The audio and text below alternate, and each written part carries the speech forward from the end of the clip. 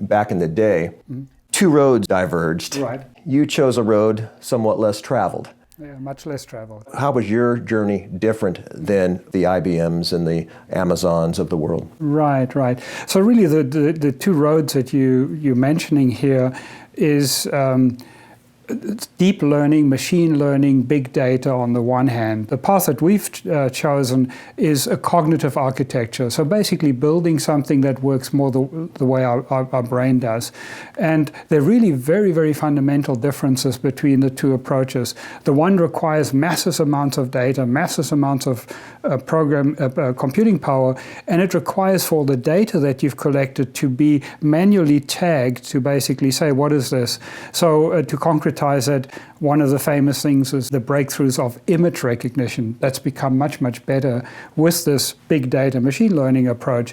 But you need hundreds of thousands of images that need to be, humans need to tag them. This is an elephant, this is a cat, this is a dog, this is a car, and so on. And then through number crunching, you can then basically learn the patterns of how to recognize these things. Now, that's not how human intelligence works. You can show a child a single picture of a giraffe or an elephant, and they'll be able to recognize a giraffe or an elephant and tell the difference very easily. With deep learning, machine learning, you have to give them thousands of examples of them. So it's a very different approach. However, that approach, the big data machine learning approach, has worked very well in areas where you have a lot of data. And the big companies, of course, have a lot of data.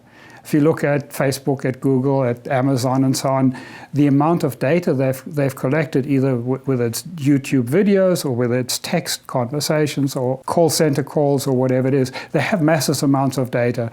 They have a lot of computing power. So you get all the data, you train it at the factory, and then you deploy it. But what you deploy doesn't think or reason. It can't explain itself. It's a black box. It's just a read-only kind of thing. So it's ultimately not real intelligence. Is not what we expect of intelligence. I mean, every sentence that we say to each other changes our model. With deep learning, machine learning, what it experiences doesn't change the model at all. So, it's a bit of an accident of history that all the energy is going into this machine learning, big learning, because it's just become very successful very quickly. It's worth billions of dollars in targeted advertising through machine learning.